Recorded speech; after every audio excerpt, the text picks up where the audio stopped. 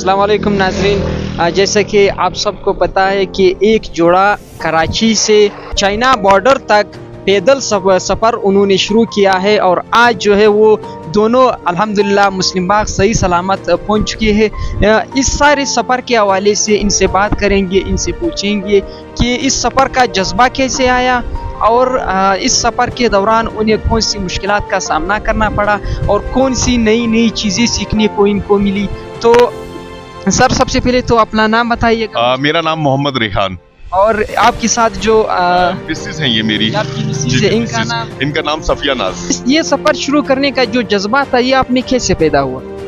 मुझे टूर का हमेशा से शौक रहा और मैं आपको बताऊं कि जब भी मैंने टूर किया तो मुख्तलिफ मीन ऑफ ट्रांसपोर्ट का सहारा लिया, पाकिस्तान के मुख्तलिफ इलाकों को देखा। लेकिन इस दफ़ा यूनिकनेस ये थी कि मैं ये चाहता था कि पाकिस्तान को जिस अंदाज से देखा जाता है और एक्सप्लोर किया जाता है तो वो रिवायती तरीक़ों से हट के गैर रिवायती तरीके को अपनाया जाए। और हमने ये सोचा कि क्यों ना पैदल सफ़र किया जाए। इस पैदल सफ़र में ज़्यादा फ़ायदा हमें ये होगा कि हम ज़्यादा से ज़्यादा लोगों से इंटरेक्शन कर सकेंगे, मुलाकात कर सकेंगे और उनके कल्चर, उनकी ज़बान, उनकी सकाफ़त और उनकी तहज़ीब को हम करीब से देख सकेंगे। हमने इस सफ़र के बारे में प्लानिंग की। ये सफ़र मेरा वैसे तो अकेला था, इससे पहले भी एक दफ़ा हमने कोशिश की थी लेकिन हालात ख़राब होने की वजह से हमें रिटर्न होना पड़ा था बेला के मकाम से।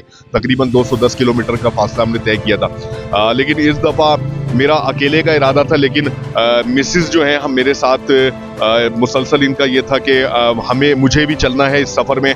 और उस हवाले से जाहिर सी बात है ख़वातीन को इतने लंबे सफ़र में चलने के लिए बहुत ज़्यादा परेशानी का सामना करना पड़ सकता है। तो इनको इस सफ़र से पहले मैंने काफ़ी ट्रेनिंग दी थी पैदल चलने के हवाले से। हम लोकल कराची के अंदर 15-15, 17, 18 किलोमीटर पैदल रोज़ाना चलते थे।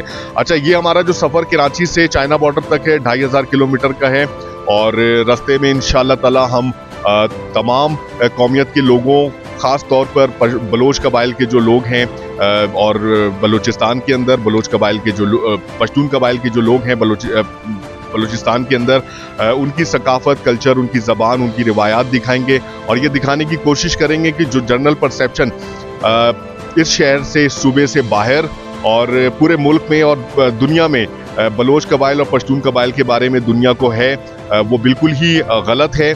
और हमने ये साबित किया है अब तक कि अल्हम्दुलिल्लाह यहाँ तक पहुँचने पर इस सफ़र पे कि हर तरह की हमें मेहमान नवाजी का सामना करना पड़ा और हर तरह से लोगों ने हमारा ख्याल किया। मेहमान नवाजी इस कदर ज़्यादा थी कि लफ्ज़ों में बयान करना बहुत मुश्किल है। दूसरा ये कि अभी हमारा सफ़र जारी है, किला सैफुल्लाह की तरफ हम मार्च कर रहे हैं और जिन जिन इलाकों में हम जा रहे हैं बहुत ज़्यादा रिवायती मेहमान नवाजी का लोग जो हैं मुजाहरा कर रहे हैं। सर, ये बताइएगा कि इस सारे सफ़र के दौरान सबसे ज़्यादा किस जगह ने आपको मुतासिर किया, किस जगह के लोगों ने आपको ज़्यादा मुतासिर किया? मुझे सबसे ज़्यादा अगर मैं कहूँ तो पूरे सफ़र के दौरान चूँकि बलूचिस्तान पूरा ही बलोच और पश्तून कबाइल के जो लोग आबाद हैं, बलोच बेल्ट और पश्तून बेल्ट, ये दोनों ही हमारे भाई हैं और मुझे बलूचिस्तान के बहुत से शहरों को पहले भी देखने का इत्तेफाक रहा है। लेकिन मैं ख़ास तौर पे मैं कहूँ कि किला सैफुल्लाह, ये मुस्लिम बाग और कान मेहतर ज़ई वाला इलाका मुझे बहुत पसंद आया। कान मेहतर ज़ई का इलाका मुझे बहुत बेहद पसंद आया है। कौन सी चीज़ उनकी पसंद आई उन लोगों की? उनकी रिवायात बहुत अच्छी है। वो मेहमानों की जिस तरीके से कदर करते हैं, मेहमान जब इनके घरों में, पश्तून कबाइल के लोगों के घरों में आते हैं तो वो खुश होते हैं।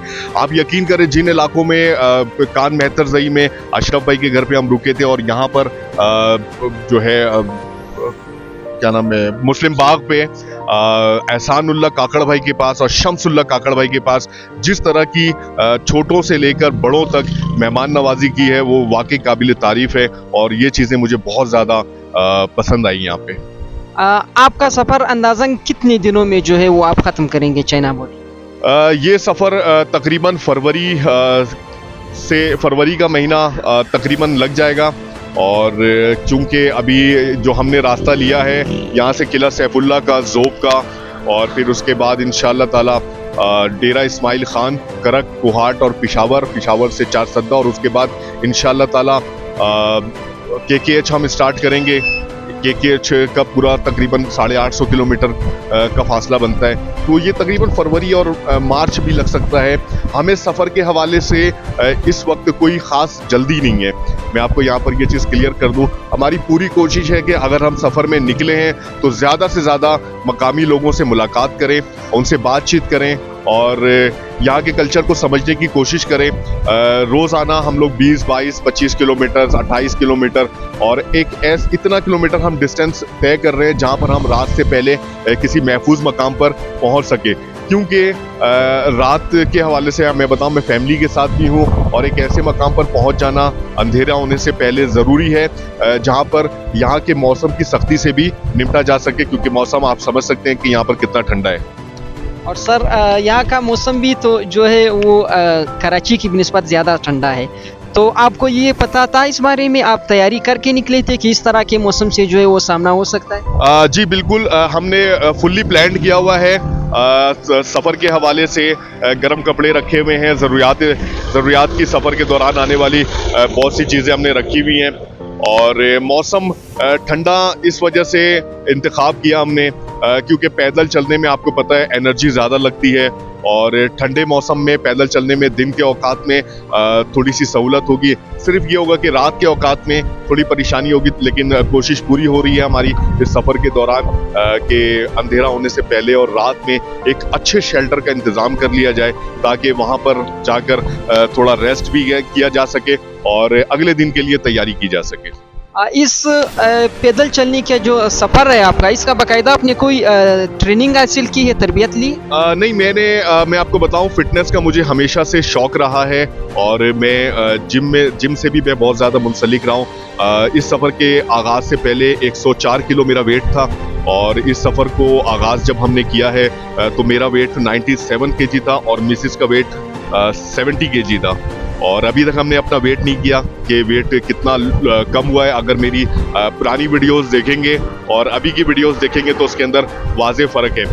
जहाँ तक ट्रेनिंग की बात है, वो उसके हवाले से मैं ये कहूँगा, इस सफ़र से पहले हमने जैसा कि आपको बताया कि 16-18 किलोमीटर रोज़ाना तकरीबन 1.5 महीने तक हमने प्रैक्टिस की थी, और उस प्रैक्टिस के दौरान हम अपने टाइम टेबल को भी चेक कर रहे होते थे कि कितना किलोमीटर पर आवर की स्पीड से हम चल रहे हैं, और उस हिसाब से हम प्लान करते थे कि कितना किलोमीटर के हिसाब से हम आगे अगर एक्चुअल प्रैक्टिकली जब सफ़र में निकलेंगे तो चल पाएंगे।